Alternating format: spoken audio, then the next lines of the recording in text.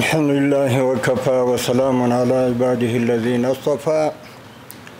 وأعوذ بالله من الشيطان الرجيم بسم الله الرحمن الرحيم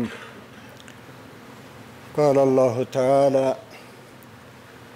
الشيطان يعدكم الفقر ويأمركم بالفحشاء والله يعدكم مغفرة منه وفضلا والله واسع عليم صدق الله العلي العظيم وصدق رسوله النبي الكريم. د صنعت او سوداګرۍ وزارت محترم مشرتابه، د امارتي ادارو قدرمنو مسؤلینو، پانګوالو، صنعتکارانو، د رسنیو استازو او ټولو حاضرینو ته السلام علیکم ورحمت الله وبرکاته. زه ډېر خوښ یم چې نن د یو مهم او ملي ارزښت لرونکی ګام په صنعتي ساحو کې صنعتکارانو ته د ځمکو د ویش په مراسمو کې د ګډون ویاړ لرم. دا پروسه نه یوازې زموږ هیوادوالو ته د کار فرصتونه د رامنځته کولو یوه مهمه وسیله ده، بلکې د هیواد د اقتصادي ودې، ځان بساینې او صنعتي پرمختګ لپاره یو بنسټیز اقدام دی. د صنعتي ساحو پراختیا او د دغو ساحو پر بنسټ د ځمکو ویش زموږ د هیواد د پانګوالو او صنعتکارانو هڅو ته نوی روح وربخښي. دا چاره نه یوازې له خصوصي سکتور څخه ملاتړ څرګندوي، بلکې د حکومت ژمنتیا هم ښیي چې غواړي د تولید، صادراتو او کورني بازار پیاوړتیا ته زمینه برابره کړي. موږ باور لرو چې د صنعت وده د یو هیواد اقتصادي خودکفایي، ټولنیز ثبات او د بیکارۍ د کچې د راټیټولو لپاره تر ټولو اغېزناکه طریقه ده. له همدې امله زموږ هدف دا دی چې د صنعتکارانو، پانګوالو او خصوصي سکتور لپاره داسې چاپیریال برابر کړو چې هغوی وکولای شي په ډاډ سره پانګونه وکړي، فابریکې جوړي او د هیواد د تولیدي ځواک برخه وګرځي. له ټولو محترمو صنعتکارانو، پانګوالو او د خصوصي سکتور له غړو څخه مننه کوم چې د هیواد د اقتصادي ودې لپاره نه ستړي کېدونکې هڅې کوي. لکه څنګه چې پوهیږئ، په صنعتي ساحو کې د ځمکو له ویش سره به یو نوی فصل پیل شي چې زموږ هیواد به له صنعتي پلوه لا پسې پیاوړی شي. قدرمنو حاضرینو، د صنعتي ساحو د تنظیم له لارې د هیواد د اقتصادي ودې او پرمختیا، د خصوصي سرمایه ګذارۍ د جلب او جذب او همداراز د صنعتي ساحو د مدیریت، ساتنې او مراقبت په موخه د افغانستان اسلامي امارت زعیم عالی قدر امیر المؤمنین حفظه الله تعالی له لوري د صنعتي ساحو قانون توشیح شوی دی. دا قانون په صنعتي ساحو کې صنعتکارانو او پانګوالو ته د صنعتي فعالیتونو د ترسره کولو لپاره لازمي زمینې او اړوندې نورې اسانتیاوې مساعدوي، تر څو له یوې خوا ګرانو هیوادوالو ته کاري فرصتونه پیدا شي او له بلې خوا د هیواد په اقتصادي وده او پر پراختیا کې د پام وړ لاسته راوړنې ولرو. د صنعتي ساحو جوړولو لپاره د ځمکو د ورکړې په اړه عالی قدر امیر المؤمنین حفظه الله تعالی حکم کړی، تر څو د نوي منظور شوي قانون،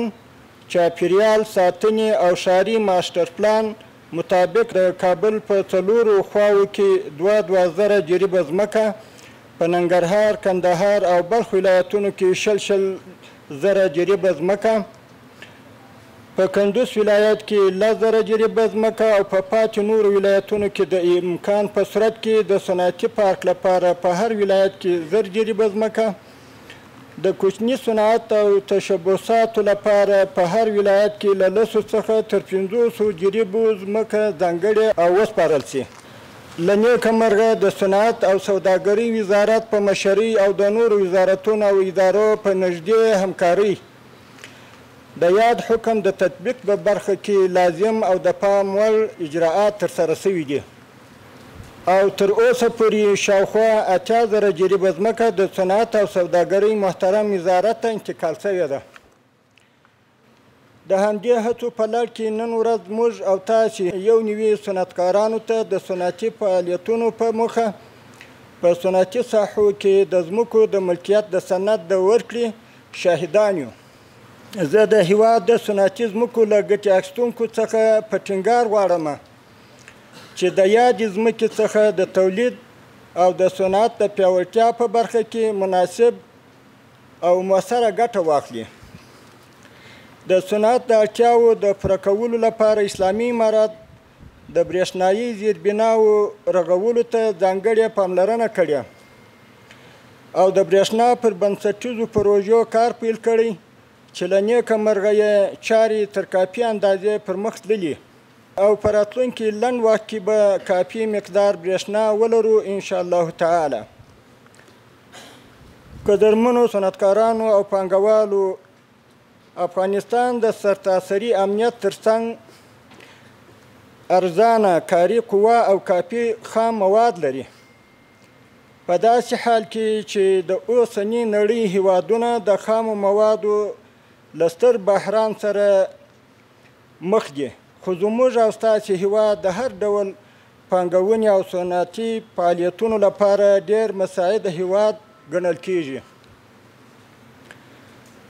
په دې توګه یو ځل بیا د افغانستان اسلامي امارت په استازیتوب د خصوصي سکتور ټولو معززو استازو، درنو سوداګرو، زیارکښو صنعتکارانو او قدرمنو پانګوالو ته ډاډ ورکوم چې اسلامي امارت به همیشه ستاسو ترڅنګ ولاړ وي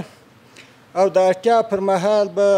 هر ډول لازمه همکاري درسره کوي انشاءالله تعالی. اسلامي امارت د خصوصي سکتور د پیاوړتیا، اقتصادي ودې او ملي صنعت د پرمختګ لپاره پراخې اسانتیاوې او امتیازات په پام کې نیولي دي. موږ هڅه کړې چې د پانګوالو لپاره یو باوري، باثباته او خوندي چاپیریال برابر کړو څو هغوی وکولای شي په هیواد کې خپل فعالیتونه له خنډ پرته پر مخ یوسي. لکه تل مو چې یادونه کړې، تاسې او د هیواد په صنعتي سکتور کې نورو ټولو پانګوالو ته اسلامي امارت ډاډ او ژمنه درکوي چې د قیمت، کیفیت او کمیت د تامین په صورت کې به پر بهرنیو مشابه اموالو د خود کفایي په اندازه تعرفه لوړیږي.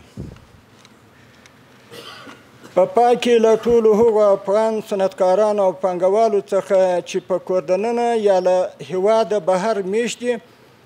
غوښتنه کوم چې خپل صنعت، تجربه او پانګه افغانستان ته را انتقال کړي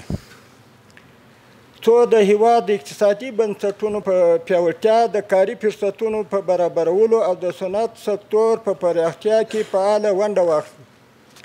ستاسې له توجه له یو جهان مننه. السلام علیکم ورحمة الله وبرکاته.